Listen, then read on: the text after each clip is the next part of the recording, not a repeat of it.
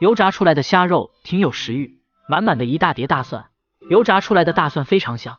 再重新把油炸过的龙虾倒进去，色香味俱全。最后把龙虾的壳子和爪子倒进锅里油炸。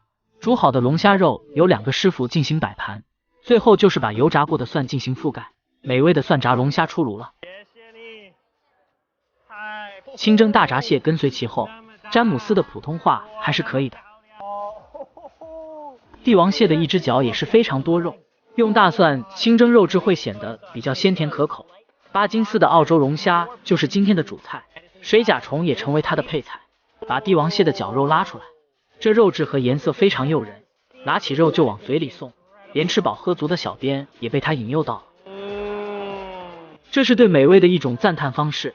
清蒸出来的大蒜很香，肉质很鲜美，油炸出来的龙虾肉质层次感非常足，摆在屏幕前的龙虾肉简直就是在诱惑，往嘴里一送就发出。龙虾肉吃起来有点脆，而且很多汁，吃起来就像一种酱爆的感觉。